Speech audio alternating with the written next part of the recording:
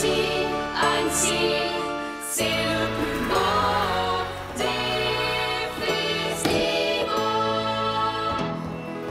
Vous en connaissez beaucoup de festivals où on pédale entre deux séances. En vélo sur le tarmac, En pédalo sur le lac, cherchez pas, y en a pas. y en a qu'un en France. C'est ici, c'est Annecy. Le ciel est toujours bleu. Sauf quand il est gris. Mais si, il pleut, on va sécher ses cheveux. Au cinéma, Allons voir les films de fin d'études, ou bien les films expérimentaux, les grosses productions comme d'habitude. plein d'effets spéciaux. Des cons, des secs, on court aussi sec ou ça. Oh, Mifa. C'est le cœur du réacteur de l'animation, en fusion. À chaque seconde, tous les grands professionnels, étudiants qui battent la semelle, s'interpellent, s'entremêlent. C'est unique au monde. C'est ici, c'est Annecy. Quand on a bien bossé, c'est l'heure d'aller danser. Chantez Annecy, Annecy, c'est le plus beau de tous les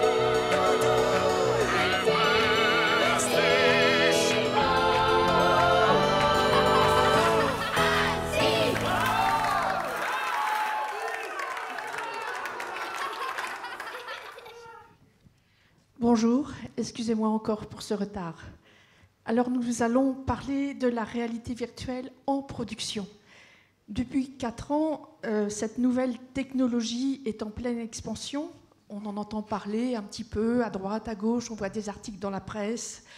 Ça se révèle très utile donc dans certains et dans nombreux domaines. Les invités de ce matin vont essayer de nous transporter dans une nouvelle réalité à mettre en place au moment de la conception, de la fabrication du storyboard, mais certainement pas seulement pour ces 2 étapes. Certains d'entre nous, pour dessiner les vignettes de storyboard, ont connu la feuille de papier, le crayon, la gomme, et puis nous sommes passés à la table lumineuse, à l'écran d'ordinateur. La tablette et le stylet sont alors devenus nos outils au quotidien, avec des logiciels adéquats pour nous aider à mettre à profit les propositions de mise en scène, de cadrage et de jeu des éléments à animer. Aujourd'hui, les 3 intervenants ici présents vont nous proposer d'entrer dans une autre approche en nous posant un casque stéréo sur la tête, en nous donnant une manette dans chaque main, afin de nous immerger dans les décors d'une production de série d'animation. S'approprier un nouvel outil dans nos métiers entraîne toujours une nouvelle méthodologie et certainement des contraintes. Mais nous ne pouvons pas passer à côté d'innovations majeures, d'autant plus si nous trouvons les moyens de les mettre au profit de la production de nos images. Cette nouvelle hypothèse de travail va nous être exposée par Jérôme Mouscadet, ici à ma gauche, qui est réalisateur, qui partagera sa nouvelle approche de la mise en scène grâce à cet outil pour une recherche de qualité toujours meilleure. Quentin, situé à côté de Jérôme, Quentin Auger, directeur technique, nous fera part des modifications dans l'implémentation du pipeline de nos productions et de nos pré-productions. Et à mon extrême gauche, Jean-François Ramos, producteur exécutif, lui nous parlera des perspectives de production, de ses colonnes de planning, de ses lignes budgétaires, en restant confiant dans le fait de minimiser le risque industriel. Mais qu'est-ce que c'est que cette réalité virtuelle en production ? Jérôme, Quentin, Jean-François, 3 garçons très complémentaires qui travaillent ensemble depuis de nombreuses années et qui révèlent ce défi au sein du studio français, le studio 100 Animation. À vous, messieurs. Merci Marie-Pierre, bonjour à tous. En fait, on va vous parler de la réalité virtuelle, donc du VR, comme un outil de fabrication intégré dans notre pipeline, et pas comme un nouveau média pour raconter des histoires. C'est assez important à le noter dès le départ. Donc moi, je suis réalisateur de séries d'animation depuis une 15aine d'années, et je collabore avec Quentin et Jean-François, dit Jeff, donc parfois je dirais Jeff, depuis 6 ans au sein de Studio 100 Animation. Et justement, à la fin de 2016, donc c'est récent, à l'automne dernier, on était en pleine réalisation, fabrication de la série Maya, qui est entre parenthèses en sélection officielle, donc on est très content ici. Et c'est une production qu'on avait bien anticipée, bien préparée. On a eu la chance d'avoir une relation très fluide avec notre diffuseur Gulli. On avait des superviseurs et des gens qui étaient très talentueux et très compétents à tous les postes. Et malgré cette situation idéale, du fait de la baisse relative des budgets et de la taille et du raccourcissement des délais de production, eh ben on était encore dans une situation tendue où garantir la qualité et les plannings devient compliqué.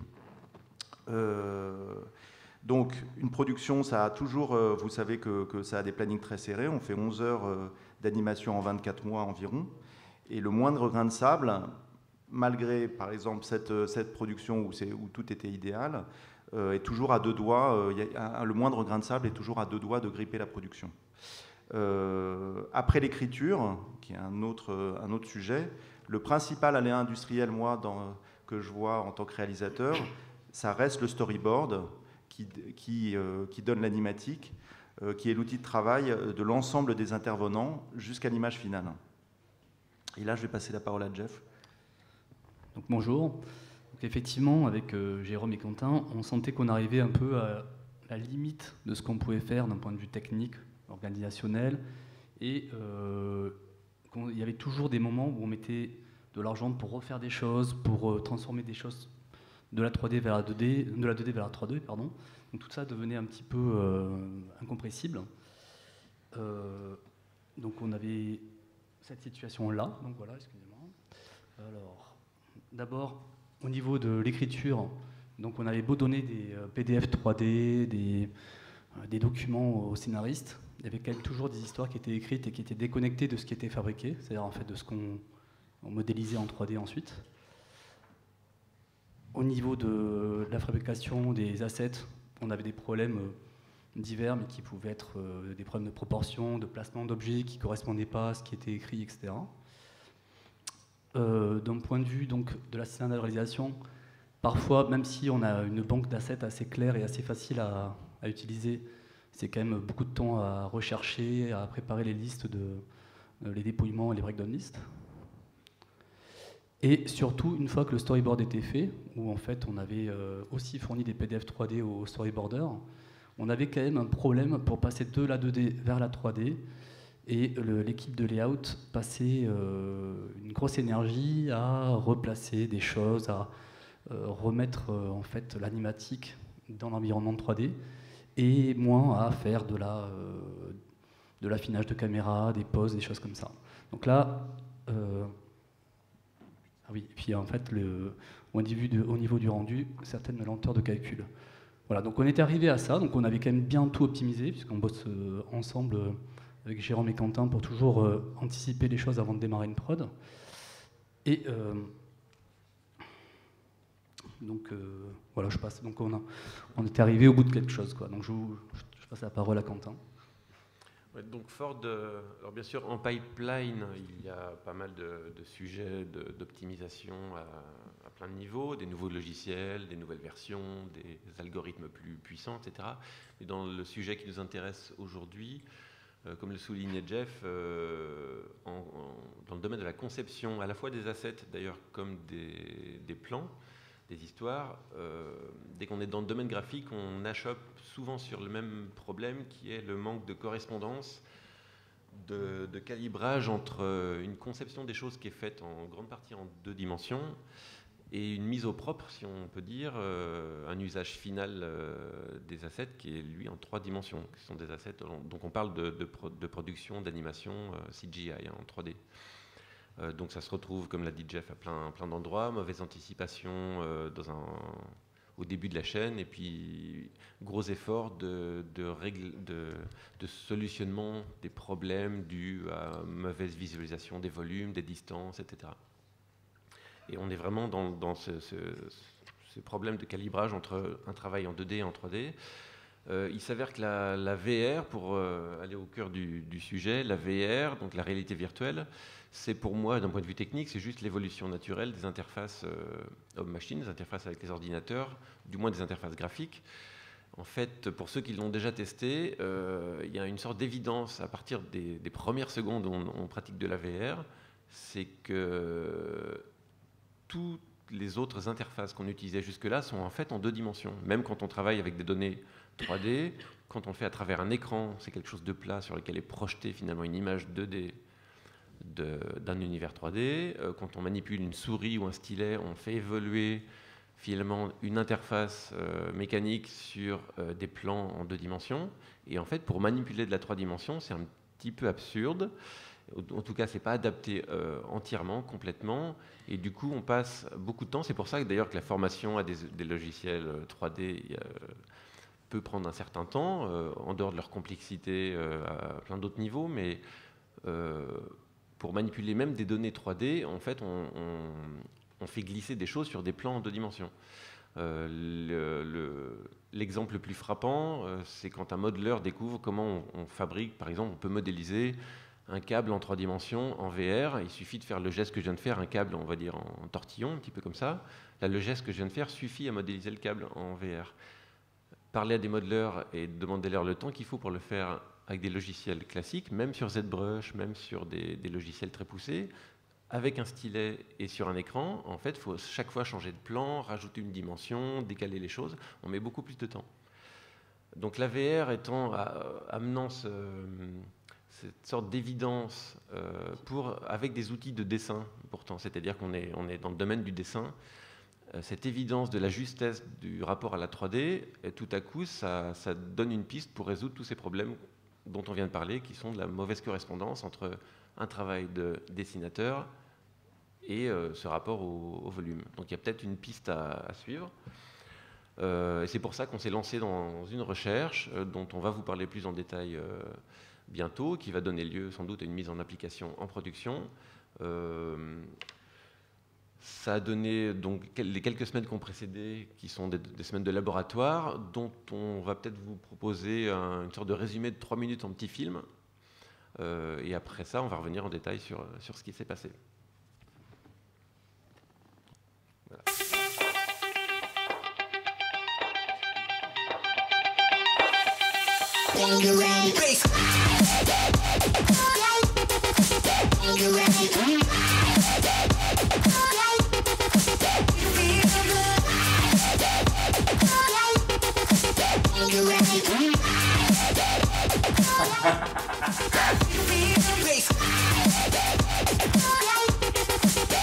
Mais c'est énorme.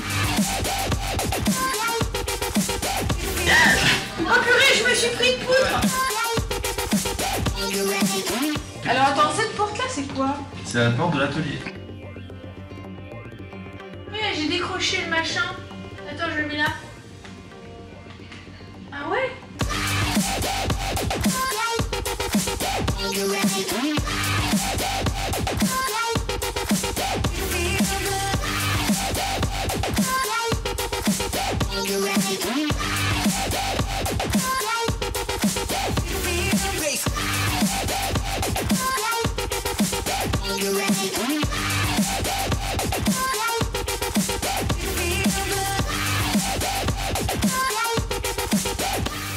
Je t'explique la scène. Ouais. C'est il y a Heidi et Clara, donc les 2 personnages sont à la table. Ils sont en train de prendre leur petit déjeuner et va arriver le grand-père qui va ouvrir, qui va carrément pas les calculer et qui va marcher jusqu'à la porte de l'atelier. C'est parti pour le premier plan. Mais plutôt, bouge pas à Clara, elle est bien. Ça fait une grande distance entre l'une et l'autre. Ouais, quand même. Elles sont super copines. Donc on va plutôt sinon, mettre... je peux la mettre sur le côté. Là. Ouais, mets-la sur le côté.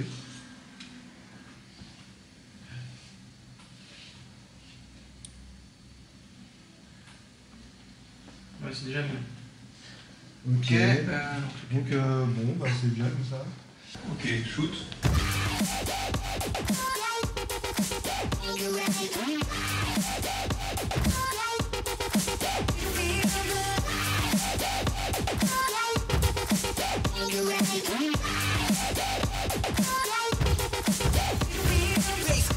Mono et Morgane ont découpé 10 plans en 30 minutes. C'est-à-dire qu'on a 3 minutes par plan.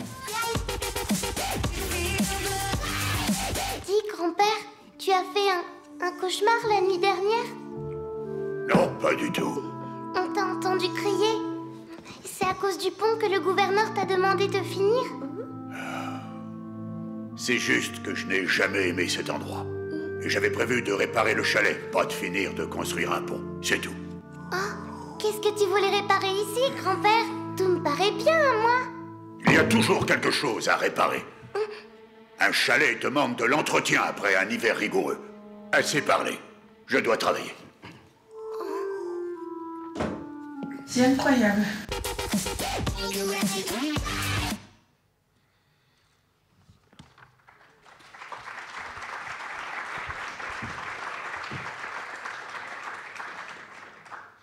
Alors voilà, petite précision technique, ce film a été fait avec des toutes premières images de nos premiers tests. Donc le board par exemple, ou plutôt le prédécoupage que vous avez vu, où les personnages sont découpés très grossièrement et bougés comme ça, c'est plus fait de cette manière-là. Les personnages d'ailleurs, les images qu'on génère depuis la VR sont découpées en plusieurs couches, les personnages sont à part, c'est plus propre, et c'est bien sûr voué à être dessiné après coup. Le border va justement faire son travail plus fin, de posing, de jeu d'acteur en fait, après coup.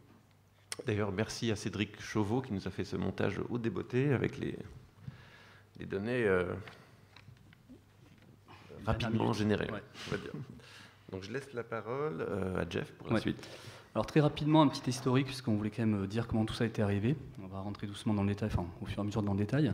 Donc en fait, en décembre, j'étais à Munich au Forum Digital. Et j'ai vu une démonstration de Tilt, de l'outil de Google, Tilt Brush, qui m'a carrément bluffé. C'est-à-dire que je me suis dit, en fait, on peut faire de la modé en VR et pas juste raconter des films. Et de là, je suis allé voir sur Internet, j'ai vu qu'il y avait plein de gens qui faisaient plein de choses. C'est-à-dire qu'il y a des gens qui font de la modé, c'est-à-dire ils extrudent, ils font des tas de modèles directement en VR, ils peignent, ils dessinent, etc. Et là, je me suis dit, ce qui serait génial, ça serait de pouvoir mettre nos équipes dans des plateaux de cinéma virtuel. C'est-à-dire qu'en fait, on change complètement de façon de travailler et on dit, ben, maintenant, chacun peut aller voir les décors de l'épisode et y travailler dedans avec le réal, avec ses assistants, avec, enfin voilà. Et enfin voilà, riche de cette idée-là, je suis retourné à Studio100, j'en ai parlé avec Jérôme et Quentin qui instantanément m'ont dit, mais attends, mais c'est ce qu'il faut qu'on fasse. Donc Quentin s'est mis à faire de la veille technologique, il va vous en parler, donc il était déjà un petit peu sur le coup depuis un petit moment, et Jérôme a commencé à réfléchir à tout ce qu'on pouvait faire en termes de process de narration.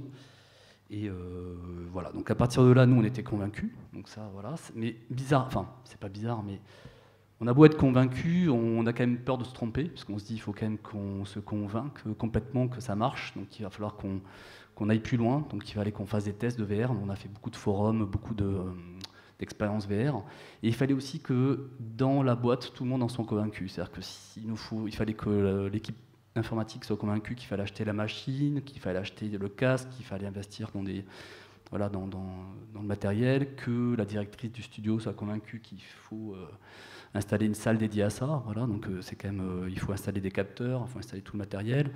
Voilà, donc on a et voilà, et tout à fait, Catel, la directrice générale, qui devait aussi bien comprendre les risques et les avantages qu'on pouvait en tirer. Donc voilà, c'est tout le boulot qu'on a fait dans un premier temps, c'était de convaincre au sein de nos équipes et au niveau des superviseurs de Studio100 que c'était quelque chose qu'on pouvait jouer, quelque chose qu'on pouvait mettre en prod assez rapidement. Donc de mon côté, d'un point de vue technique, Jeff en a parlé, on a fait beaucoup de veille technologique, de regarder tout ce qui... On continue de la faire, de toute façon, c'est un milieu en pleine ébullition. Il se passe beaucoup de choses.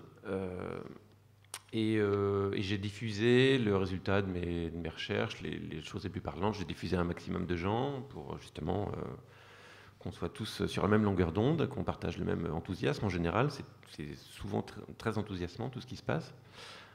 Ce qui ressort grosso modo, au final, c'est que vous le vivez sans doute de votre côté, à plein de niveaux. On est dans une sorte de petit moment de renaissance, j'ai envie de dire, dans lequel en fait, les métiers se redessinent complètement. Et c'est dû j'emploie un peu cette image, à la collision de galaxies professionnelles qu'emploie l'image de synthèse, qui était assez étanche jusque-là, qui sont, pour plein de raisons, qui rentrent en rapport les unes avec les autres, parce qu'en fait, elles en viennent à manipuler finalement les mêmes logiciels ou très proches, et donc redéfinissent des méthodes complètes en bénéficiant de l'expérience des unes des autres. Ces 3 galaxies professionnelles sont celles de l'imagerie industrielle, qui juste là travaillaient sur des très très grosses machines pour faire... Alors leur contrainte à elles, c'est de faire de la très haute précision, d'avoir des données ultra justes, etc. Donc je pense à tout ce qui est CAO, visualisation. Alors eux, ils font de la VR depuis très très longtemps. Moi, c'est un milieu duquel je viens, donc je connais un petit peu. Il y a 20 ans déjà, il y a des murs, des systèmes d'immersion dans des systèmes mécaniques, électriques, etc., pour visualiser l'architecture des choses. Mais ça tournait sur des très très grosses machines. Le fait est qu'ils en viennent maintenant, grâce à l'évolution des machines, à faire tourner les choses sur à peu près le même matériel que nous. Mais ils ont un savoir-faire dans le temps réel et puis dans l'interfaçage, en fait, l'utilisation, l'expérience utilisateur. Il y a bien sûr le milieu du jeu vidéo qui, lui, a depuis tout le temps eu la contrainte de travailler en temps réel, de donner un accès vif, immédiat au jeu, à l'interactivité de ses joueurs. Et on en vient, vous le savez maintenant, en jeu vidéo, à faire des choses de très très très haute qualité et qui ressemblent du coup à la 3e galaxie qui nous intéresse surtout dans ce festival-là, l'animation, qui avait comme contrainte pas forcément le temps réel, mais plutôt la richesse des images, une direction artistique poussée, etc., mais qui en vient à accélérer les process de fabrication et qui trouve tout son intérêt à travailler avec des logiciels maintenant qui sont presque du temps réel ou qui en sont complètement et qui fournissent finalement des images aussi riches. Donc en fait, on est obligé de repenser, si on n'est pas enfermé dans une grotte, on est obligé de s'intéresser à tous ces nouveaux outils et finalement les faire marcher ensemble. Et du coup, naissent plein de choses. C'est très fertile en fait, ces rencontres sont très fertiles. Et entre autres, l'utilisation d'outils de jeux vidéo, ce qui nous intéresse, nous, c'est des outils qui portent de plus en plus mal leur nom parce qu'ils sont utilisés à plein de choses, même d'ailleurs à l'industrie, même au cinéma, d'effets spéciaux, etc. C'est des outils on va dire, d'interactivité temps réel. Et la VR oblige à faire du temps réel. Donc voilà, cette technologie nous fait dire ça. C'est passé par donc plein de salons et plein de rencontres, et en temps des rencontres avec des entreprises, et dont une rencontre particulière qui a fait tilt aussi à ce niveau-là, grâce à des connaissances de Jérôme, à qui je passe la parole. Tout à fait. Donc à ce stade, pour convaincre et se convaincre, il fallait un peu de chance, il fallait travailler sur du concret de façon astucieuse, c'est-à-dire pas cher. Et du coup, la vie est parfois magique. J'avais discuté avec un ami réalisateur qui s'appelle Éric Bastier, justement des contraintes du storyboard et des technologies qu'on pourrait y apporter. Et au moment où Jeff revient de Munich, je rencontre à nouveau ce réalisateur qui a la chance de vivre à Bordeaux et qui partage ses bureaux avec un product manager de Foundry, qui travaille chez Foundry, la société qui édite un logiciel qui s'appelle Modo. Or, ce product manager, Grégory Duquesne, était en train d'implémenter un module VR dans Modo. Donc ni une ni deux, nous avons organisé une réunion Skype, on s'est rencontrés, on s'est tous dit, c'était l'occasion, nous on a les assets, c'est-à-dire des décors de la saison 1, enfin des épisodes 1 à 39 de la série ID, et comme on était en train déjà d'anticiper et d'imaginer le lancement des épisodes 40 à 65 que nous sommes en train de faire, et l'idée c'était de donner à Foundry et à Grégory nos assets et puis qu'ils les mettent en VR et qu'on puisse aller voir ça. Le 9 février 2017, nous voilà donc tous les trois, en fait nous étions 4 parce qu'il y avait notre CJSUP, Fabrice Delapierre, qui était avec nous, mais nous voilà tous les 3, en tout cas Jeff, Quentin et moi, partis à Bordeaux avec nos petits sacs, et nous avons plongé en VR pour la première fois, enfin dans nos décors, dans les décors que j'avais vus pendant 4 ans, sur lesquels on avait travaillé, et là ça a été alors là très convaincant, ça a été un choc visuel, une immersion totale. Moi, j'ai découvert, alors que je connais plutôt bien les décors dans lesquels je fais évoluer les personnages que je mets en scène, j'ai découvert des choses assez marrantes du type, on était dans le chalet de Heidi, le chalet de grand-père, et il y a une mezzanine, Heidi est sur une mezzanine, elle a son lit sur la mezzanine, et en fait j'ai découvert qu'il y avait de la place à côté, parce que j'étais en train de me demander comment il y a un nouveau personnage qui va arriver dans les épisodes 40 à 65, et je me demandais comment j'allais mettre un deuxième lit, et ben en fait il y a la place. Et ça, je ne m'étais pas rendu compte avant d'avoir plongé dans la VR. Puis j'étais sur la mezzanine, j'ai eu un peu de vertige. Bon. Et voilà, donc on était... en plus, ils avaient bien fait les choses, ils avaient mis un peu de crépitement dans l'âtre, le feu était en train de s'éteindre doucement, etc. Donc ça a été vraiment un choc, c'était concret, intuitif, immersif. Et donc du coup, sur la base de cette expérience vraiment très motivante, et pour que l'idée du découpage virtuel devienne un outil utilisable et efficace en production, il a fallu que j'élabore avec Quentin et Jeff un cahier des charges. Ça, c'était à ce moment-là.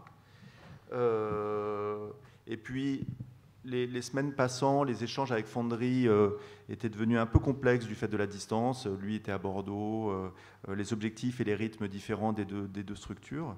Studio Soin Animation d'un côté et Foundry de l'autre. Du coup, au final, Jeff et Quentin ont décidé que le mieux pour Studio Soin Animation soit de créer un véritable labo au sein de notre entreprise, au sein du studio, pour approfondir plus rapidement et de façon plus souple le sujet VR. Mais là encore, il a fallu convaincre. Oui, tout à fait. Donc, une fois cette décision, donc cette première expérience vraiment concluante, on va dire, parce que c'est vrai que je ne vais pas insister, mais c'est impressionnant de se retrouver d'un coup dans un décor d'une série qu'on fabrique depuis des années, puis d'être dedans. Enfin voilà, c'est assez impressionnant.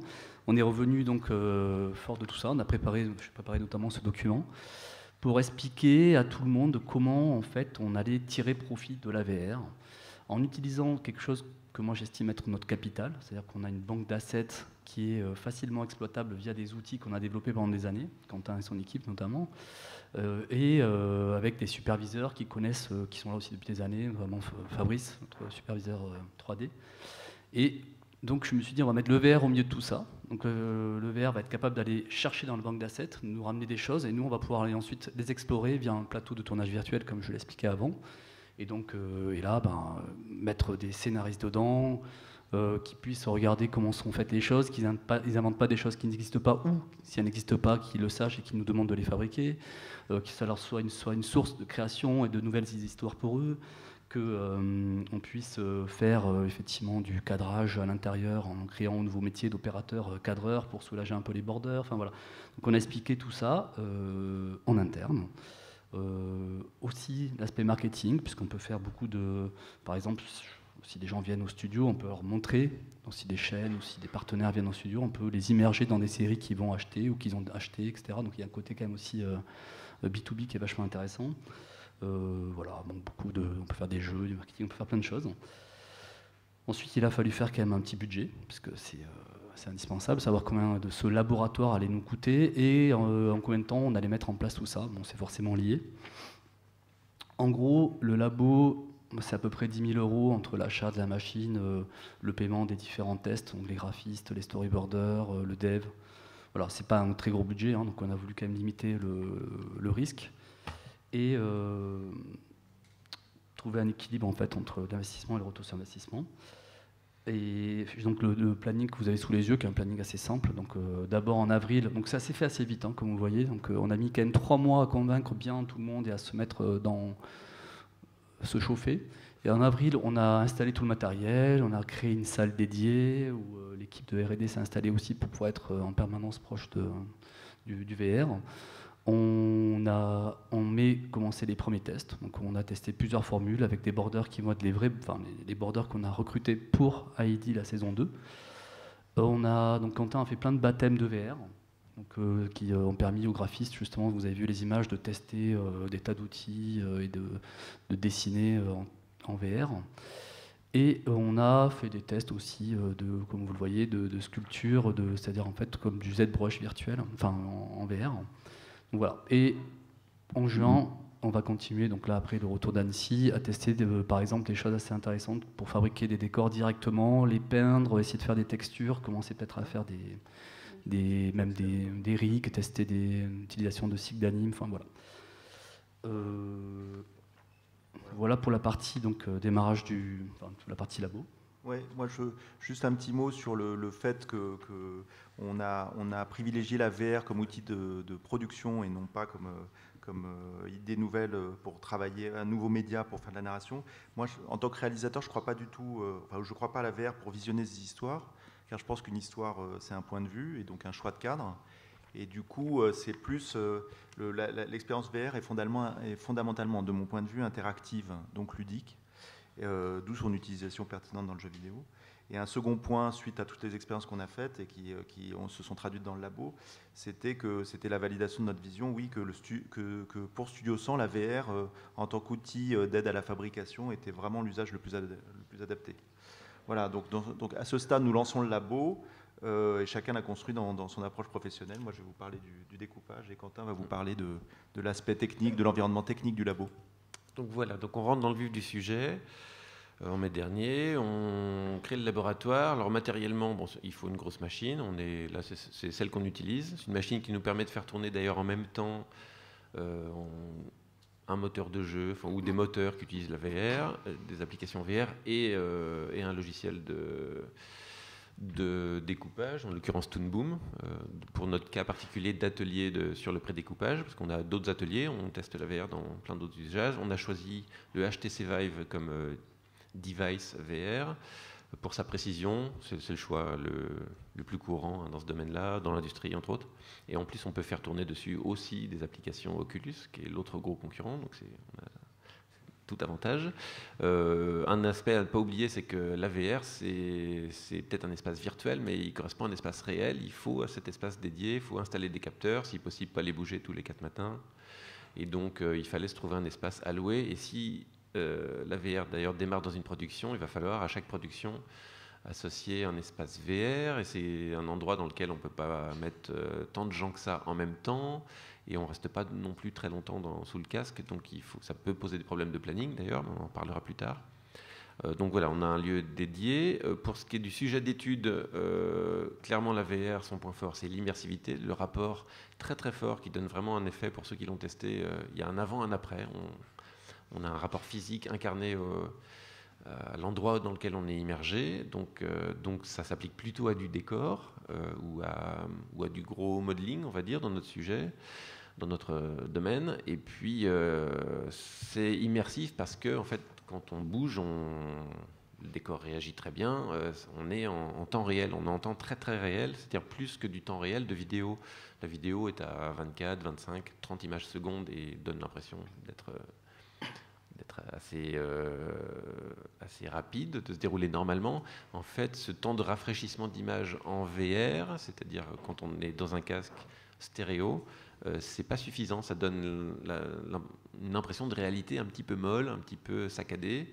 C'est pas suffisant. Bizarrement, le cerveau a besoin de plus d'informations. Au-dessous 60 images par seconde, c'est pas très confortable, il vaut mieux au-dessus, et l'idéal c'est 90 images par seconde. Donc on est dans des taux de rafraîchissement très très forts, d'autant qu'on est en stéréo, il faut une vision binoculaire, donc en fait c'est 2 fois 90 images par seconde. Je précise ça pourquoi ? Parce que ça implique plutôt de travailler avec des données, même avec des grosses machines, des données plutôt basse résolution avec peu de polygones. C'est pour ça que dans les jeux en VR, etc., ça se voit un petit peu, il y a assez peu de données à l'écran.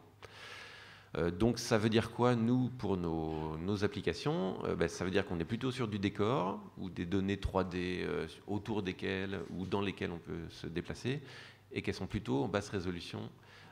C'est-à-dire qu'on est plutôt dans la conception, où on n'est pas encore trop dans le détail, conception de décor, ou repérage grossier ou prédécoupage, dans lequel on n'a pas besoin de décor très haute résolution. Donc ça nous donnait l'idée des endroits de la production dans lesquels on pouvait tester la VR. Donc comme on l'a testé en testant déjà tout ce qui existait sur le marché, et on continue de le faire, donc des outils comme Tiltbrush, AnimeVR qui est juste fascinant, un outil d'animation comme on dessine sur storyboard, mais mais en VR. Storyboard VR, qui est un outil qui a un nom très intéressant pour nous, mais qui n'est pas du tout ce qu'on voulait en fait. Et puis des outils de modeling, etc. Alors ça, c'est des outils qui sont déjà en temps réel en VR. Il y a bien sûr tous les moteurs de jeux vidéo qui parlent naturellement VR, si je peux dire, parce qu'ils sont en temps réel. Et puis il y a les outils qui viennent de l'animation, qui essayent de s'ouvrir à VR, donc typiquement Modo. Mais il faut qu'ils soient dans notre pipeline, ce qui n'était pas le cas. Et puis ils découvrent en ce moment ce milieu-là et ça tourne pas forcément toujours très bien. On a eu quelques soucis. En tout cas, c'est pas au niveau d'un moteur de jeu vidéo qui ont des dizaines d'années d'expérience en temps réel. Il y a des plugins Maya, etc. qu'on teste, rien de concluant pour l'instant. Donc nous, on se positionne toujours pour développer des outils sur des moteurs de jeux vidéo en fait. Donc on a ouvert plusieurs ateliers, un atelier de design là pour lequel on peut utiliser des applications qui existent actuellement, donc Tiltbrush, Quill, Medium, pour ceux qui connaissent, sont des applications juste fascinantes, pas chères en plus, on est dans l'ordre de 20 à 30 dollars l'application, ce qui est juste assez fascinant aussi, c'est là qu'on voit qu'on est au début de quelque chose seulement. C'est passé nos ateliers par des baptêmes VR, comme je dis, où on explique que très peu de gens finalement ont pratiqué un peu sérieusement, donc on fait passer tous nos designers, chefs déco, storyboarder dans ces outils-là, et il y a souvent vraiment un effet waouh, il y a un avant-après, et beaucoup nous demandent de revenir régulièrement, même la nuit, n'importe quand, on veut reprendre. Et donc on va organiser des ateliers, alors pas la nuit, hein, tant pis pour eux, mais et on va, voilà, donc ça démarre. Et puis l'atelier de prédécoupage, ce qui nous intéresse plus, parce que là c'est là où on a organisé le plus de choses, et dont on va parler plus précisément. On a fait donc un cahier de charges précis de ce qu'on voulait quand on s'immerge dans un décor, comment on voulait pouvoir positionner, récupérer des assets, les bouger, sauver des caméras, cadrer, exporter ça vers quoi? Vers des logiciels de storyboard, vers des logiciels de 3D, etc. On s'est fait tout un cahier des charges précis. On a fait faire des devis de développement dans des sociétés spécialisées, qui étaient toutes très intéressées. Tout le monde est, de toute façon, en ce moment, dans ce milieu-là, tout le monde a le sourire et veut développer des choses et les idées fusent. Il est plus dur d'ailleurs de les canaliser que de les faire naître. On a décidé finalement, parce que les ressources étaient assez faciles à trouver, de développer chez nous sur Unity. Et bien sûr, on fait des tests réguliers dont on a déjà parlé, et selon les tests, on retouche notre code. Il y a des ateliers, bien sûr, qui vont suivre. L'atelier de layout, où là, on passe en 3D dans le pipeline classique. Comment on récupère nos données. Ça va être plutôt des ateliers autour de la gestion des échanges de données.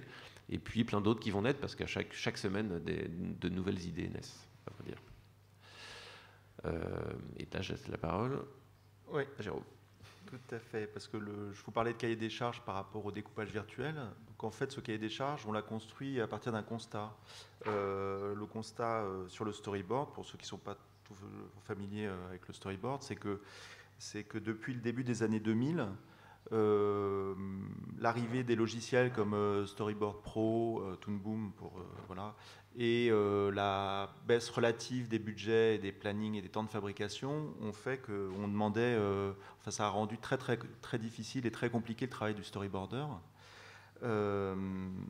Celui-ci ne doit plus découper. Moi, quand j'ai commencé sur Code Lyoko, il découpait un plan, c'était 2 vignettes. Aujourd'hui, on parle de 10 vignettes, très souvent.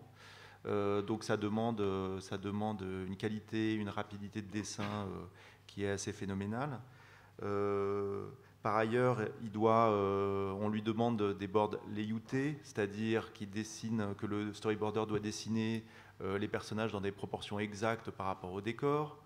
C'est aussi quelque chose de très compliqué. Donc il y a des garçons et filles qui sont très doués, par exemple, pour découper, c'est-à-dire que la scène ait du rythme, et moins doués pour mettre les personnages en proportion. Bon, et alors qu'est-ce qu'on fait de... Voilà. Il faut évidemment respecter les intentions du script, les desiderata des réalisateurs malades, et tout ça dans un temps de travail ultra serré. Bref, le métier est devenu très très compliqué. Tout le monde, enfin beaucoup de gens, j'imagine, dans cette salle sont au courant. Il est en tension parce que c'est compliqué de trouver des bons storyboarders, évidemment. Et du coup, les personnes capables d'assumer ce que je viens d'énumérer, de mon point de vue, se comptent sur les doigts des 2 mains. Et donc, sont assez rares. Donc, dans une production idéale, vous avez 4 storyboarders géniaux, talentueux et de dessin, de découpage et de régularité. Et dans la vraie vie, ça ne se passe pas vraiment comme ça. Donc du coup, qu'est-ce qui se passe? Il y a souvent 1 ou 2 ou 3 ou 4 épisodes en fonction dans le rythme de production qui deviennent compliqués. On reçoit des storyboards où on voit des storyboards où il y a pas mal de problèmes. Du coup, il faut les retaper. Ça, c'est le superviseur de board ou le réalisateur qui le font pendant le week-end. Les soirs, ça met de la tension avec la production, alors qu'on devrait partager des objectifs communs avec la production, la réalisation de la production, normalement. Bon. Et du coup, artistiquement, c'est souvent mi-figue, mi-raisin. Et industriellement, c'est assez idiot. Et c'est le constat qu'on faisait depuis ce dont j'ai parlé au tout début, c'est-à-dire qu'on est arrivé un peu au plafond de ce qu'on pouvait faire. Il y a une chose auquel on ne pense pas, et moi ça me préoccupe beaucoup, c'est que là par exemple sur Heidi, ou même avant, j'ai l'habitude de travailler avec des storyboarders qui finalement sont assez âgés, enfin entre 45 et 55 ans, parce qu'ils ont le métier nécessaire pour assumer l'ensemble des tâches que je viens d'énumérer. Et du coup on intègre, parce qu'on n'a plus le temps, on n'intègre pas de jeunes générations. Donc c'est très compliqué, il n'y a plus de jeunes boarders, parce que les jeunes boarders sont ou alors c'est vraiment très compliqué de les intégrer dans des productions importantes. Et donc du coup on est en train d'assécher le vivier des créatifs. Donc là encore, d'un point de vue artistique, c'est sclérosant, parce qu'on travaille toujours avec les mêmes. Et puis d'un point de vue industriel, c'est une catastrophe. Mais ça, on ne le voit pas encore, mais moi j'ai conscience que de ne pas pouvoir faire travailler des jeunes, ça peut devenir très compliqué pour notre industrie. Du coup, avec la VR, on s'est posé la question de quelle méthodologie mettre en place justement pour remplir tous ces objectifs, c'est-à-dire avoir une qualité constante de réalisation sur une série, tout en élargissant le vivier des personnes susceptibles de pouvoir le faire, ou dit autrement, comment retrouver un travail collaboratif plus important dans le storyboard. Voilà. Donc la réponse qu'on a apportée, elle est double. Dans le cadre de notre laboratoire, et puis elle a été testée par 4 storyboarders et puis par moi-même, c'est séparer le découpage, littéralement la mise en scène, du jeu de scène. Donc là, vous avez vu dans le film, en fait, un essai de découpage qui était le premier essai de découpage au tout début. Voilà. Et on se dit, on va cadrer les plans, comme ça on va pouvoir monter rapidement les séquences, et ensuite, le storyboarder viendra, toujours avec ses qualités de dessin, jouer le jeu de scène qu'on aura décidé au préalable. Donc il faut séparer le découpage du jeu de scène et enfin créer un tandem, comme vous l'avez vu aussi dans le film, entre le metteur en scène, égale le storyboarder, puisque moi en tant que réalisateur je délègue la mise en scène à un storyboarder, après l'avoir briefé, et un cadreur virtuel. Donc créer un tandem entre le metteur en scène et le cadreur opérateur virtuel. Donc vous voyez tout de suite que le travail devient plus collaboratif. Alors ce n'est pas complètement révolutionnaire, mais de fait, cet opérateur cadreur virtuel, on va élargir le champ des ressources possibles qui peuvent faire ce métier. Et du coup, ça peut être très bénéfique à plein de niveaux. Voilà, donc comme disait Quentin, je voulais juste... La dernière partie où vous avez vu le découpage, c'était vraiment la première chose où, en fait, vous faites des shoots avec des caméras qu'on a, une caméra comme une vraie caméra qu'on utilise dans la VR. Vous faites des shoots de plans après avoir disposé les personnages et vous récupérez ces exports d'images que vous mettez dans votre timeline Toon Boom. Et comme je le disais, on était à 3 minutes le plan. C'est peut-être un peu plus, c'est peut-être même si c'est 5 ou 6 minutes, si vous faites 10 plans par heure et que tout de suite après, moi en tant que réalisateur, à l'heure du déjeuner, je peux regarder la séquence qui s'est montée, dire ah bah oui, avec les voix au préalable qui ont été posées dans Toon Boom, on gagne un temps fou. On n'est plus, au bout de 3 semaines, on reçoit un board et dit ah Kata, il faut que je refasse. Voilà. Donc il y a une vraie communication collaborative qui peut se mettre en place. Donc tout ça, il a fallu le tester et je vais laisser la parole à Jeff. Tout à fait. Alors, je vais essayer de vous parler du planning, du budget de la RH de manière un petit peu, on va dire, marrante. C'est pas jamais évident. Mais en gros, un budget, de toute façon, c'est simple, ça découle donc d'une discussion avec un réalisateur, des équipes techniques, et on fait d'abord un planning. Donc voilà ce que je suis à peu près arrivé à faire. Donc tout ça, c'est bien sûr maintenant à tester en prod. Donc ce que vous voyez, c'est en décalé, donc en haut, c'est des semaines. En décalage, c'est les borders qui démarrent un board par semaine. Et la partie donc verte, c'est la partie où ils sont dans le VR avec un cadreur. Et donc on voit en dessous qu'il y a un cadreur par border. Oui, c'est ça. Et donc l'idée, c'était de pas mettre un opérateur cadreur pendant 7 heures par jour dans le VR, parce que je pense que ça aurait pu le rendre fou très rapidement, mais plutôt de trouver des rythmes de travail qui soient un peu malins. Donc on pense embaucher 2 personnes qui passeraient au maximum 3-4 heures maximum par jour dans le VR, sachant que ce que vous voyez, c'est qu'en fait, ils ont une charge maximale juste une fois toutes les 4 semaines, en gros. C'est-à-dire qu'en fait, au début, ça démarre doucement parce qu'il n'y a qu'un border, puis 2, puis ensuite le premier border passe au clean, donc la charge rebaisse. Donc en gros, il y a des charges de travail qui montent et qui descendent, ce qui permet déjà de ne pas, encore une fois, les mettre trop longtemps dans le VR, mais aussi de pouvoir ensuite leur donner d'autres tâches à faire qui leur permettent de sortir de ça et de préparer par exemple des modèles basse def, de préparer le travail du layout, etc. Donc en termes on va passer au budget peut-être. Enfin, voilà. En termes de budget, alors encore une fois, je veux juste quand même le dire clairement, l'idée c'est pas de gagner de l'argent pour gagner de l'argent, c'est de mettre l'argent pour être plus créatif et pour être que les graphistes puissent mettre de la valeur ajoutée artistique et non pas faire des retakes, que l'équipe de prod puisse passer son temps à trouver des solutions, à négocier des choses plutôt que de gérer des tas de retakes qui partent et qui reviennent, etc. Donc l'idée c'est de rendre tout ça plus léger, plus agréable et que le budget soit optimisé pour qu'on fasse des belles images, que chaque euro se voit à l'écran en fait, en gros. Donc ce qu'on voit, c'est que j'avais prévu 8 semaines avec Jérôme de board. C'est à 22 minutes. Non, 22 minutes, ouais, tout à fait, pour ID la saison 2. On parle toujours d'ID saison 2, puisque c'est là où on expérimente. Et on se rend compte qu'avec le quota de VR, plus ensuite, on pourrait sortir, on va dire, toute la mise en scène en 4 semaines environ. Et tout ce qui est ensuite, on va dire, raffinage des posings, les clean, etc., en 3 semaines. Sachant que le border, lui, chaque border ne passe que 2 heures dans la salle VR, donc il a aussi le reste de sa journée pour affiner, préparer l'animatique, etc. Et donc cette semaine-là, je la récupère, je la mets à profit pour embaucher un cadreur à peu près. Et le deuxième cadreur, on avait prévu un assistant de storyboard, puisqu'on a toujours besoin d'assistants de storyboard qui retapent, font les retakes qui sont demandés par les réalisateurs après coup. Et aussi pour en faire un cadreur. Donc ce qu'on peut voir, et ce qui est assez intéressant, c'est qu'en gros, on est à l'équilibre. C'est-à-dire qu'en gros, on se retrouve avec un budget... voilà, là, je vous ai mis le storyboard plus le layout. Donc tout chargé, on était à peu près à 700 000 €. Et avec le nouveau budget, avec l'embauche de 2 opérateurs, un réajustement de l'équipe layout, on est à peu près à 700 000 aussi. Donc voilà, ça c'est plutôt chouette. On a l'impression qu'on va pouvoir bien le faire et l'intégrer. Jeff, c'est sans l'achat du matériel. C'est que la charge salariale, ce que tu nous montres là. Tout à fait, le matériel est déjà acheté. Il est prévu, l'achat du matériel est dans le coût du labo.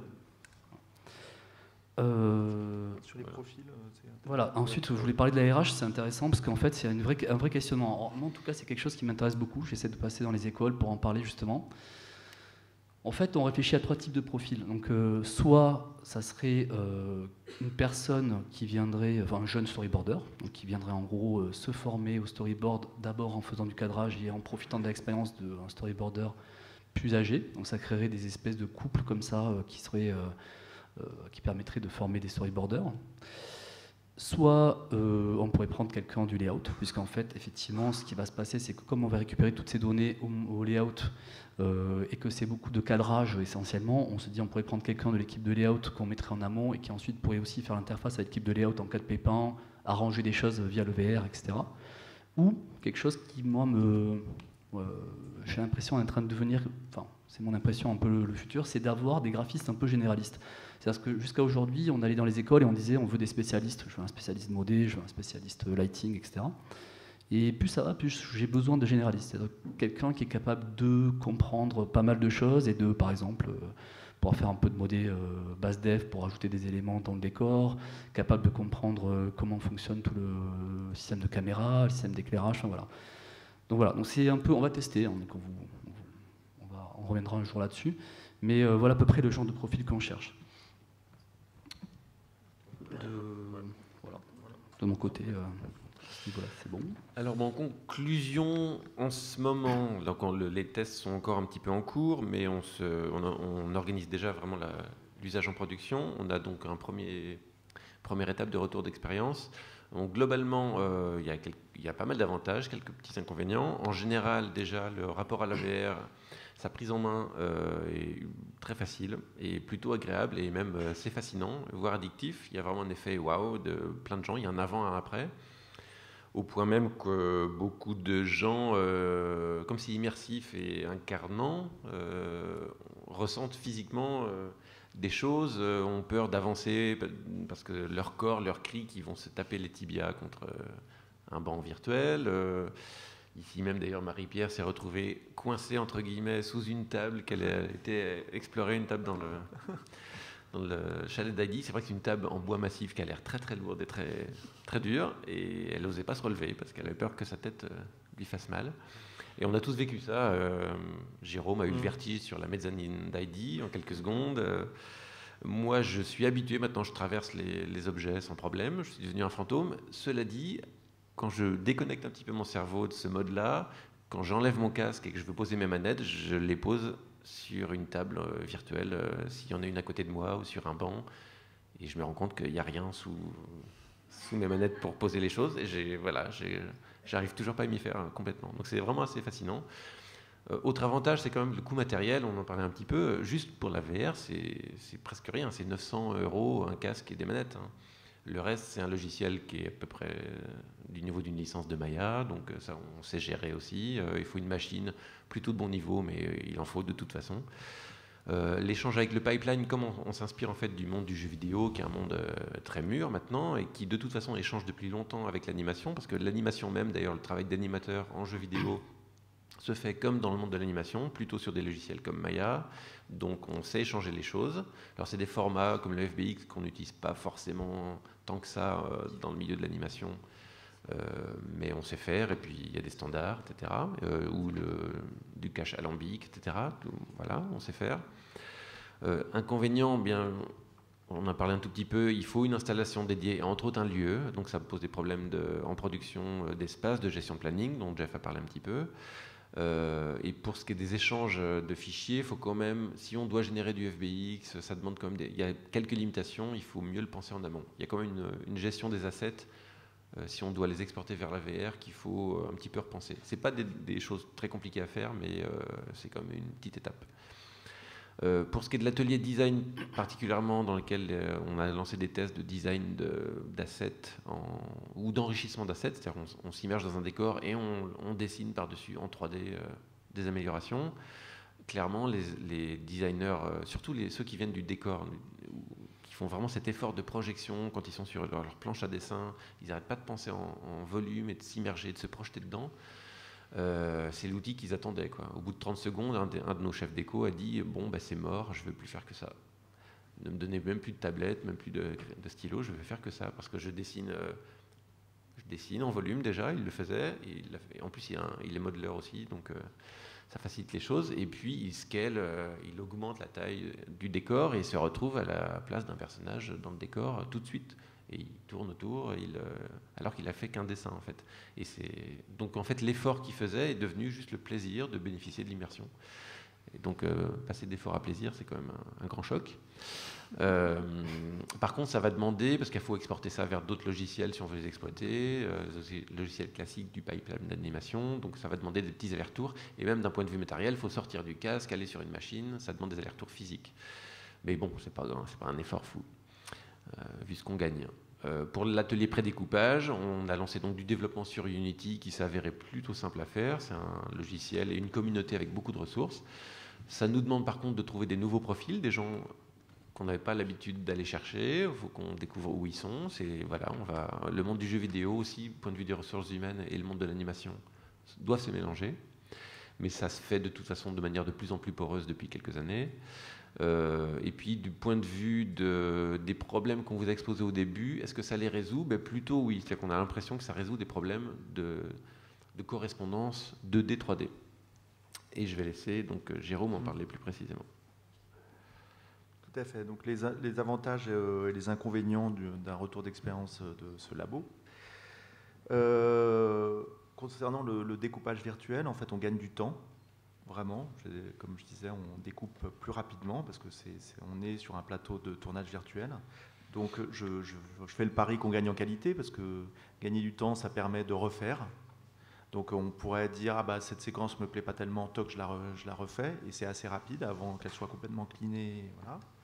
Donc on gagne a priori du temps aussi sur l'animatique 2D, c'est-à-dire que comme on reçoit l'animatique, comme on reçoit les plans dans Toon Boom, on monte.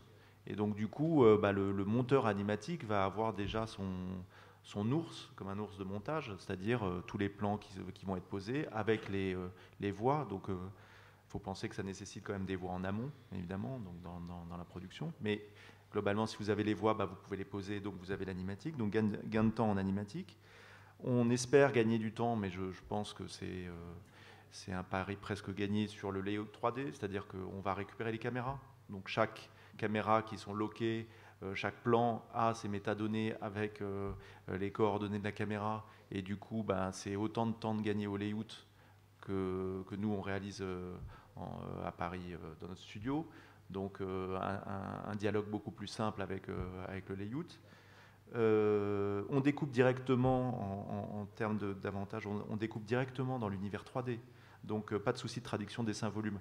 Là, quand vous avez vu Bruno, storyboarder Bruno Issali qui faisait de la mise en scène avec Morgane, opérateur virtuel, ils sont posé la question de savoir où était placée Clara par rapport à Heidi, mais il y a eu aussi un moment qui n'est pas montré dans le film où Clara devait mettre la main sur le bras d'Heidi et telle qu'elle était placée, c'était trop compliqué. Et donc il a changé sa mise en scène directement, et donc ça a pris 2 minutes, là où avant il aurait pu faire ça en dessin.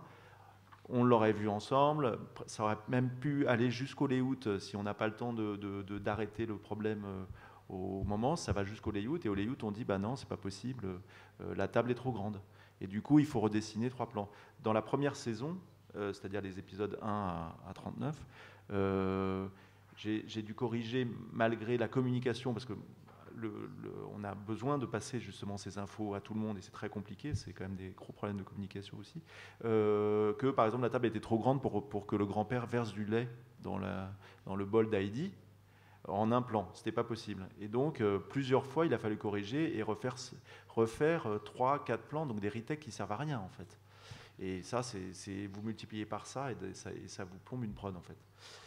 Du coup, le découpage direct dans l'univers 3D évite totalement ce problème, donc ça c'est un gros gain.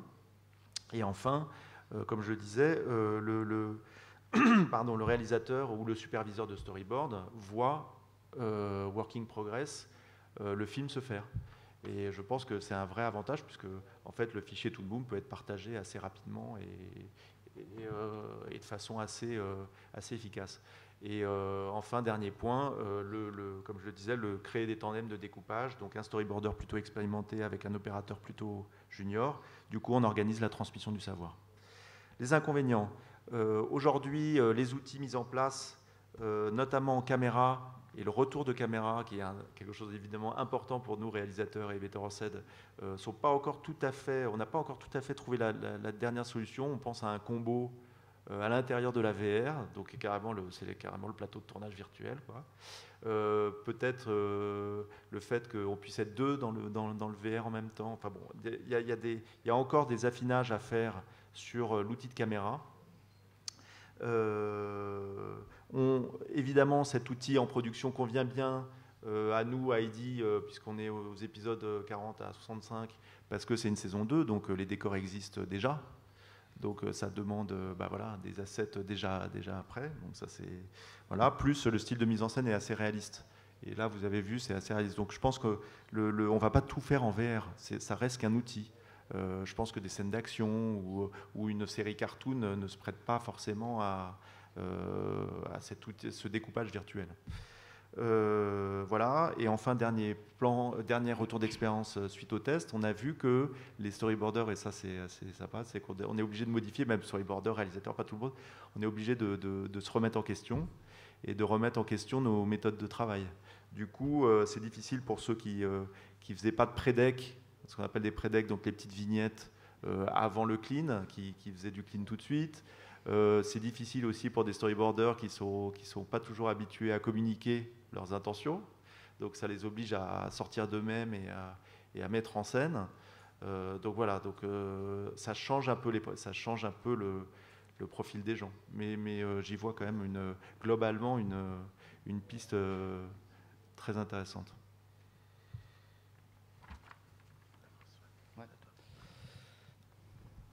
Tu mets après directement. Ouais. Donc bon, en gros, voilà. Donc vous avez vu immerger Sophie et Laure, qui sont les directrices d'écriture de Heidi, et donc elles ont elles ont beaucoup aimé, elles ont découvert de nouvelles choses. Donc justement, la première chose qu'on obtient, c'est ce qu'on disait tout à l'heure. Là, les scénaristes comprennent les environnements, peuvent trouver de nouvelles histoires, de nouvelles idées. Donc, voilà. Au niveau, on peut faire des modèles, on peut faire des checks en live, c'est-à-dire que si un checker modeling reçoit des modèles, il peut aller les vérifier directement dans le VR. Par exemple, je vous donne un exemple, quand je suis allé visiter le chalet d'Heidi la première fois, je me suis téléporté à côté de la commode et j'ai réalisé que la clé de la commode est énorme. Donc en fait, c'est pas très grave dans l'absolu, mais c'est des choses, si jamais on interagit avec, ça marche pas si on veut ouvrir le placard. Donc ça permet de mieux checker les décors. On peut imaginer aussi, alors moi c'est quelque chose que j'aime beaucoup, Quentin me calme là-dessus, mais ça serait de faire une espèce de supermarché un peu comme dans Matrix, c'est-à-dire qu'en fait on aurait un bouton dans lequel on arriverait dans un supermarché d'assets où on pourrait dire tiens je vais ouvrir les cycles d'anime, ça s'ouvre, je regarde, je les prends, je les mets dans mon caddie, je regarde les décors, je regarde des props, je prends tout ça dans mon caddie, hop, je repars sur mon décor, je le repeuple.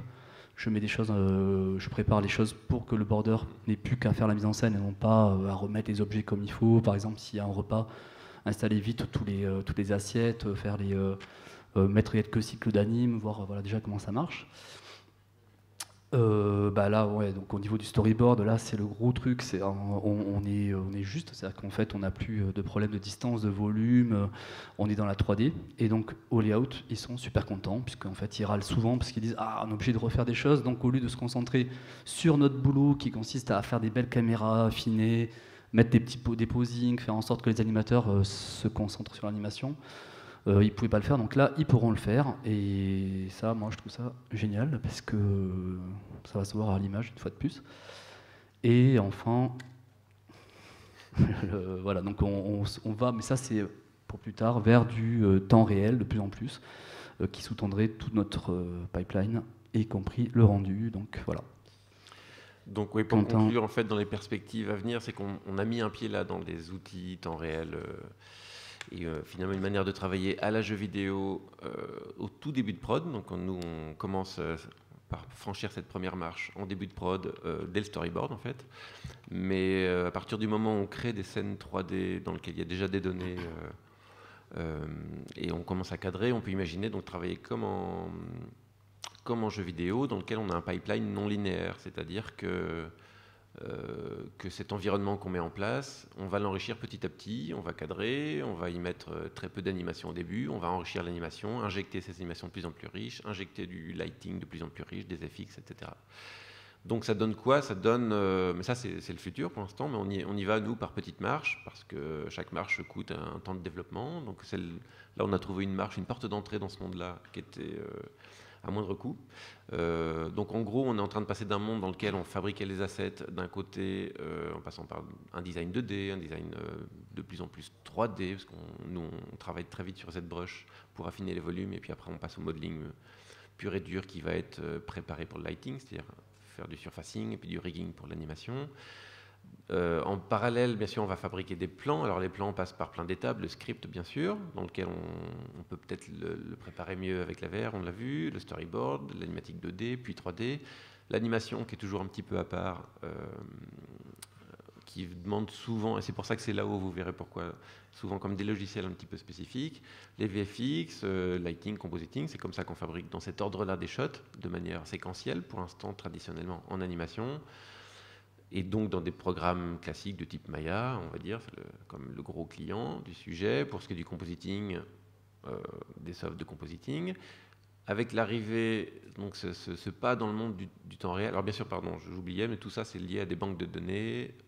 En l'occurrence, chez nous, c'est Shotgun qui gère ça, mais bon. Avec l'arrivée du temps réel, on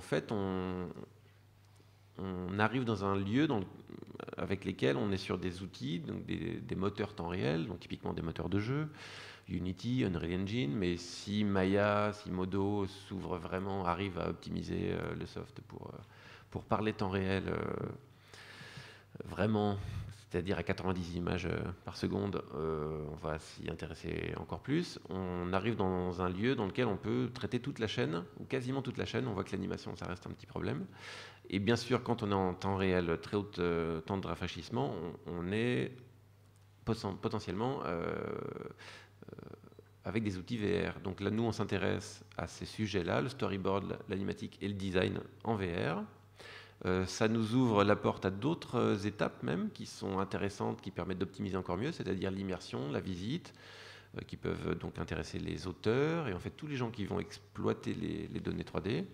On parlait d'une bibliothèque virtuelle, donc ce plan un petit peu à la Matrix, il s'inscrirait ici dans des outils, mais c'est vrai qu'il pourrait permettre de créer les premiers liens avec la base de données qu'on exploiterait après dans toute la chaîne. Et enfin, une fois qu'on est dans ces outils-là, en fait, c'est des outils qui permettent d'ailleurs originellement plutôt de parler vers des plateformes mobiles et tout ce qui est transmédia 360, c'est-à-dire un tout autre monde encore ultra fertile, en pleine ébullition actuellement. Et si on met un pied là-dedans, ben on est dans cet écosystème qui nous permet de partir dans plein d'autres horizons, ce qui donne encore plus le vertige, sans pour autant monter sur une mezzanine en réalité virtuelle. Ouais. Et on termine là-dessus. Oui, on arrive au terme. Juste en deux mots, moi aujourd'hui je pense fondamentalement que Quentin parlait de galaxies, de collision de galaxies, au sein même de l'animation et du divertissement, je pense qu'il y a collision de galaxies, c'est-à-dire que réaliser un film de super-héros, un film avec des animaux réalistes ou faire un film d'animation devient à peu près le même métier grâce aux nouvelles technologies. Et du coup, ce qu'on expérimente avec la VR en série, même si je pense qu'on est peu nombreux à le faire pour l'instant, n'est ni plus ni moins qu'un plateau de cinéma virtuel. Vous savez que Jon Favreau, qui a fait le livre de la jungle, la Jungle Book, aujourd'hui est en train de réaliser à Hollywood Le Roi Lion, une adaptation du Roi Lion réaliste, avec des animaux animés, etc. Et donc ils ont tous un casque virtuel sur la tête. Les acteurs sont avec des capteurs et Jon Favreau et ses équipes voient les comédiens qui jouent eux-mêmes des animaux au sein même du monde virtuel dans lequel ils tournent. Ça ouvre des perspectives vertigineuses.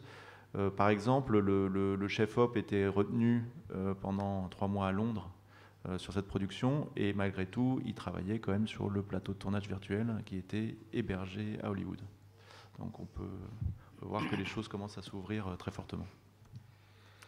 Je juste un petit mot de conclusion aussi. En fait, après, à vous de trouver des idées, etc. Nous, ce qu'on ressent... Alors moi, j'étais assistant réalisateur pendant des années, donc je sais aussi ce que les équipes, parfois, là où ça pêche, etc. Et en tant que producteur, j'ai très envie, depuis des années, d'améliorer ces choses-là. C'est vrai que par moments, c'était un peu frustrant. Le VR, c'est très excitant. Parce qu'en fait, à chaque fois qu'on ouvre une porte, il y en a 10 derrière, on se dit « Ah ouais, putain, on pourrait faire ça, puis on pourrait rajouter ça. » Enfin, c'est vraiment, vous allez voir... j'espère que voilà, tout ça, ça va vous donner des idées. Peut-être que du coup, tout le monde va un petit peu se mettre là-dessus.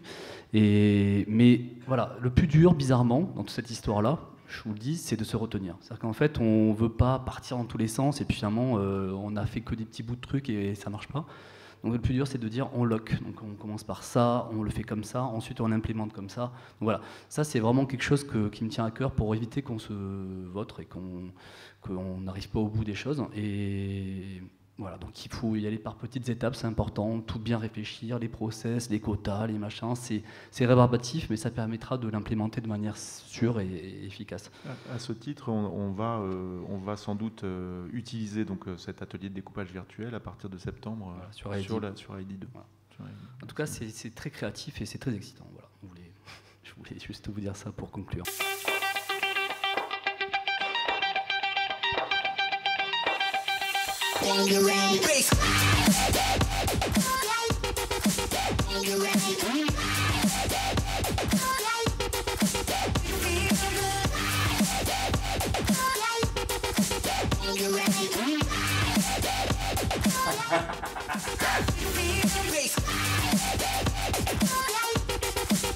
Mais c'est énorme! Oh purée, je me suis pris de poudre! Alors attends, cette porte-là, c'est quoi? C'est la porte de l'atelier. Oui, j'ai décroché le machin. Attends, je le mets là. Ah ouais?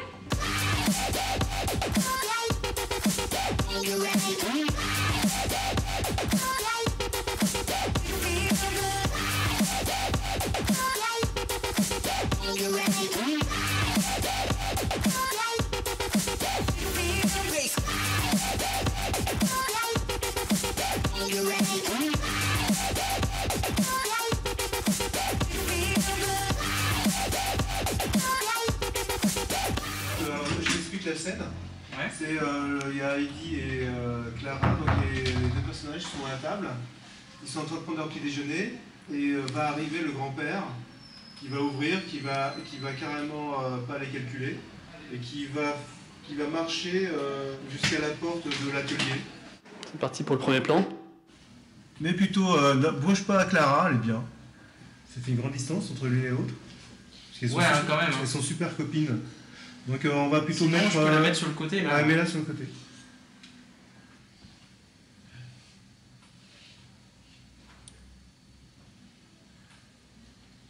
Ouais, c'est déjà mieux.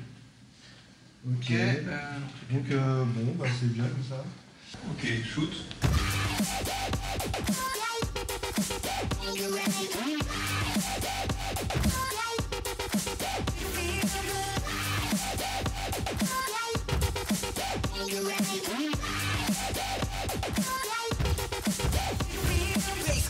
Mono et Morgane ont découpé 10 plans en 30 minutes. C'est-à-dire qu'on a 3 minutes par plan. Dis, grand-père, tu as fait un cauchemar la nuit dernière? Non, pas du tout. On t'a entendu crier. C'est à cause du pont que le gouverneur t'a demandé de finir? C'est juste que je n'ai jamais aimé cet endroit. Et j'avais prévu de réparer le chalet, pas de finir de construire un pont. C'est tout. Oh, qu'est-ce que tu voulais réparer ici, grand-père? Tout me paraît bien, moi. Il y a toujours quelque chose à réparer. Un chalet demande de l'entretien après un hiver rigoureux. Assez parlé. Je dois travailler. C'est incroyable. Merci. Merci de votre attention. Merci.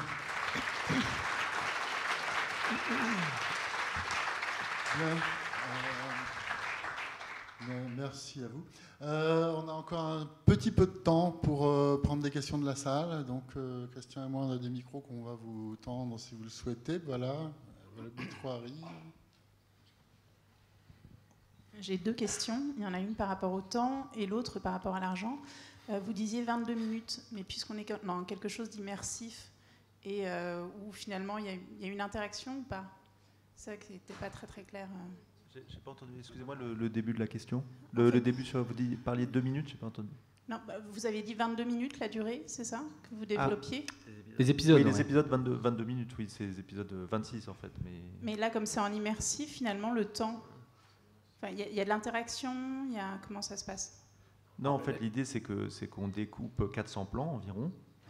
Donc la durée de l'épisode fait 22 minutes. On découpe 400 plans et ces 400 plans sont découpés grâce à notre outil atelier virtuel. Ouais, les épisodes ne sont pas en VR. On ne fait pas des œuvres en VR. C'est ça, c'est juste des outils en VR. Ouais, c'est vraiment quelque chose sur lequel on veut insister, c'est on se sert du VR pour faire des tournages, pas pour faire des films en VR. C'est vraiment voilà.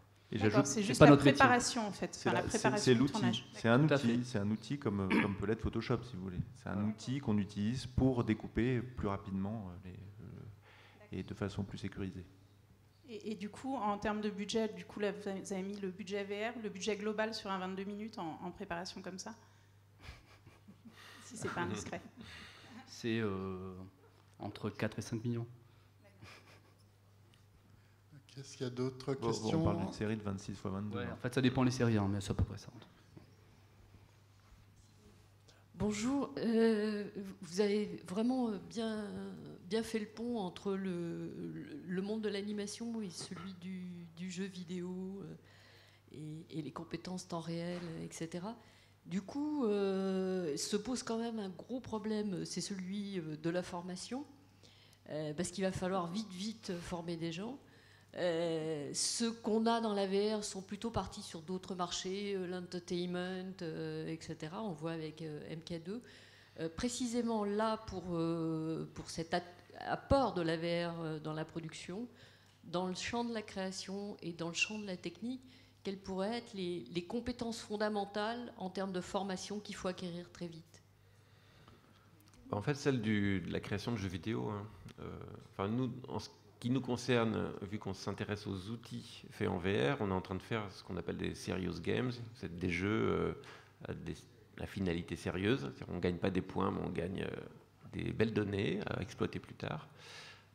Et donc, en fait, on fait du jeu. Donc, les programmeurs de jeux, les designers d'interface, d'UX, de user experience, les designers d'interface en VR qui travaillent pour le jeu peuvent très bien travailler pour des outils à d'autres destinations, pour l'industrie, pour notre industrie qui est l'animation, etc. Donc moi je ne vois pas de problème de formation, peut-être en volume, parce l'animation va s'intéresser aux écoles de jeux vidéo qui sont déjà, je pense, très demandées. Mais en ce moment, la formation dans ce milieu-là est... Au niveau par exemple, parce qu'il y a plusieurs métiers, mais le métier du cadreur, par exemple, ça serait plutôt... moi, j'aime bien la notion de généraliste, j'en ai parlé tout à l'heure. Pourquoi? Parce que quand on ne peut pas s'immerger 8 heures par jour, 10 heures par jour dans du VR, on peut là ensuite aller chercher des cycles d'animation, les retaper un peu. C'est des gens qui peuvent venir faire une petite valeur ajoutée s'ils sont un peu touche à tout. Maintenant, on peut très bien aussi avoir des spécialistes, mais voilà. Après, il y a différents métiers, parce que là, on parle de codage, on parle d'opérateur, on parle peut-être aussi, il faut se le dire, peut-être des métiers plus liés au live. Voilà. Un élément de réponse peut-être de l'école Artefix? Tout à fait, pour répondre à vos inquiétudes sur la formation. Donc, je représente l'école Artefix et j'ai même un étudiant auprès de moi qui a participé à la conception et fabrication de programmes VR dans le cadre du festival de Clermont-Ferrand. Et nous avons déjà intégré effectivement ce type de formation, pas essentiellement sur le jeu, mais sur l'ensemble des réalisateurs numériques, de la formation réalisateur numérique, de façon à ce qu'ils soient totalement immergés dans la conception. Certains sont généralistes, effectivement, certains sont spécialistes, mais ont quand même cette formation qui leur est donnée et qu'ils développent tout au long de leur cursus. Artistiquement, moi j'insiste sur le fait que ça reste un outil, donc c'est vraiment au service du talent des gens qui l'utilisent. Donc il faut savoir dessiner encore pour cadrer. Et un dessinateur, ça change pas les demandes, voilà. En tout cas dans le découpage virtuel artistique. Pour un dessinateur, c'est comme s'il utilisait une tablette, mais virtuelle. Donc il y a des métiers qui sont juste un changement d'outil de travail, d'autres où c'est un changement d'optique. Complément d'information, quelque chose me dit qu'on pourrait peut-être être amené à rediscuter de tout ça vers le mois de novembre en Charente. Je peux prendre encore une dernière question.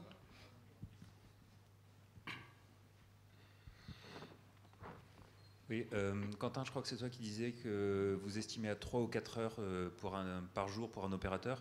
Est-ce que vous avez déjà fait des tests réels, pas juste un test, mais est-ce que vous avez déjà mis un opérateur à bosser 3 heures, à se concentrer pendant 3 heures dans de la VR? Alors, moi, j'ai passé pas mal de temps. Je le dis parce que je l'entends d'autres gens. Ça dépend ce qu'on y fait, en fait. Quand on maîtrise vraiment exactement tout ce qu'on fait, on peut passer ça facilement.